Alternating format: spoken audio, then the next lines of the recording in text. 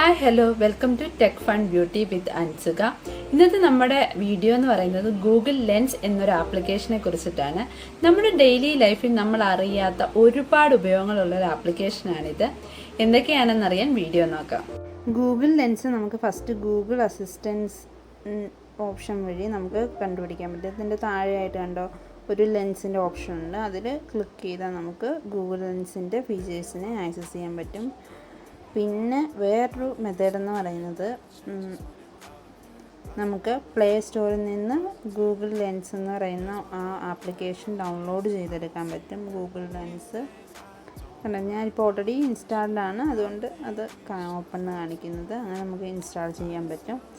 പിന്നെ ഒരു മെത്തേഡ് എന്ന് പറയുന്നത് നമുക്ക് ഗൂഗിളിൽ നിന്ന് സൈഡിൽ നോക്കുക, വോയിസിൻ്റെ ഇപ്പുറം ലെൻസ് കൊടുത്തിട്ടുണ്ട്. അത് വെച്ചിട്ട് നമുക്ക് ഇതിൻ്റെ ഫീച്ചേഴ്സിനെ യൂസ് ചെയ്യാനായിട്ട് സാധിക്കും. ഇങ്ങനെയാണ് നമുക്ക് ഈ ഗൂഗിൾ ലെൻസ് പറഞ്ഞ ആപ്ലിക്കേഷനെ ഉപയോഗപ്പെടുത്താനായിട്ട് സാധിക്കുക.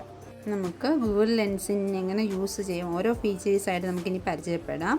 അത് നമ്മൾ ഗൂഗിൾ ലെൻസ് എടുക്കുന്നു. അതിൽ നോക്കൂ, ഫസ്റ്റ് ഓപ്ഷൻ എന്ന് പറയുന്നത് ട്രാൻസ്ലേറ്റ് ആണ്. അപ്പോൾ ഞാനിവിടെ ഒരു ടെക്സ്റ്റ്, ഒരു ബിലേറ്റഡ് ബാച്ച്ഡ് പാർട്ട് എന്നൊരു ടെക്സ്റ്റ് എടുത്തേക്കാണ്. അതിൻ്റെ ഒരു പോർഷൻ നമ്മൾ ഇവിടെ ഫോട്ടോ എടുക്കുവാണ്. എന്നിട്ട് അത് ഇവിടെ പ്രോസസ്സ് ചെയ്യാണ്. എന്നിട്ട് നമുക്ക് ഓപ്പൺ ഇൻ ട്രാൻസ്ലേറ്റ് കൊടുക്കുക.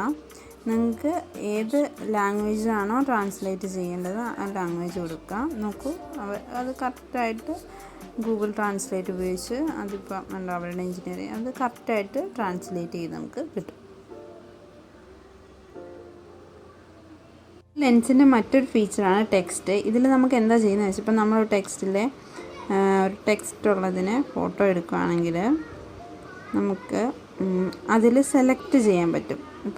ഇപ്പോൾ എനിക്ക് എന്താണ് ഇവിടെ നിന്ന് ഇത്രയും പോർഷനാണ് കോപ്പി ചെയ്യേണ്ടതെന്നുണ്ടെങ്കിൽ അത് സെലക്ട് ചെയ്തു. എനിക്ക് ഒന്നെങ്കിൽ കോപ്പി ടു കമ്പ്യൂട്ടർ കൊടുക്കാം, അല്ലെങ്കിൽ കോപ്പി ടെക്സ്റ്റ് നമ്മൾ സിസ്റ്റം കണക്ട് ചെയ്തേക്കുന്ന ഒരിട്ട് നമുക്ക് കമ്പ്യൂട്ടറിലോട്ട് മാറ്റാൻ പറ്റും. അതുപോലെ തന്നെ കോപ്പി ടെക്സ്റ്റ് കൊടുക്കുക. ഇപ്പോൾ ഞാൻ കോപ്പി ടെക്സ്റ്റ് കൊടുത്തു, ഇപ്പോൾ ഞാൻ കോപ്പി ചെയ്തു. ഇത് എനിക്ക് എന്ത് ചെയ്യാം, വാട്സപ്പ് വഴി സെൻഡ് ചെയ്യാൻ പറ്റും.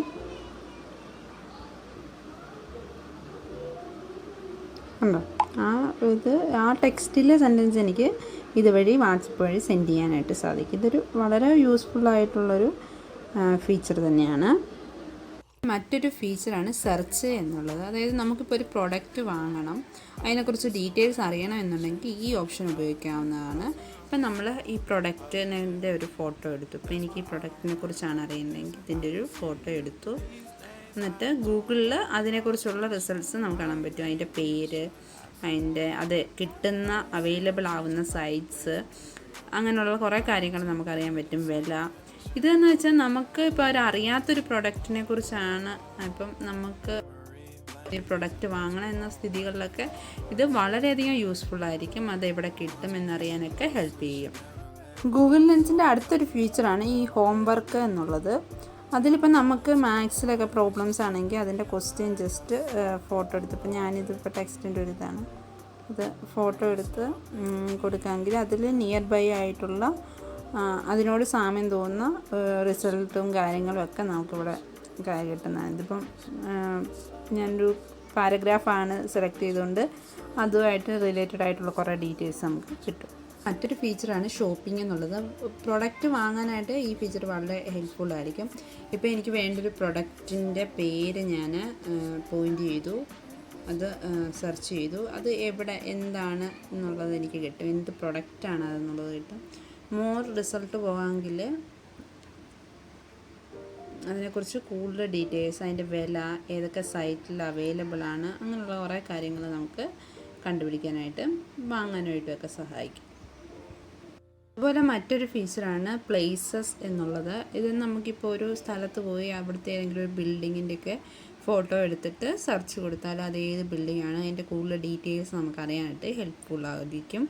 അടുത്തൊരു ഫീച്ചറാണ് ഡൈനിങ് എന്നുള്ളത്. ഇതിൽ നമ്മളൊരിപ്പോൾ ഞാനൊരു ഫുഡിൻ്റെ മസാല ദോശയുടെ ഇപ്പോൾ ഒരു പിക്ചർ എടുക്കുവാണ്.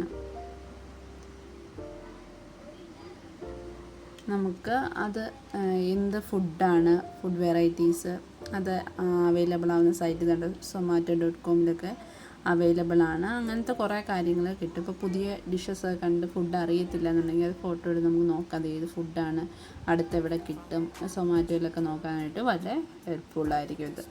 എല്ലാവർക്കും വീഡിയോ ഇഷ്ടപ്പെട്ടെന്ന് വിചാരിക്കുന്നു. ഇഷ്ടപ്പെട്ടെങ്കിൽ ലൈക്ക് ബട്ടൺ അമർത്തുക. നിങ്ങളുടെ വിലയേറിയ അഭിപ്രായങ്ങൾ കമൻറ്റായി രേഖപ്പെടുത്തുക. സുഹൃത്തുക്കൾക്ക് ഉപകാരപ്രദമാകുമെന്ന് തോന്നുന്നുണ്ടെങ്കിൽ ഷെയർ ചെയ്യുക.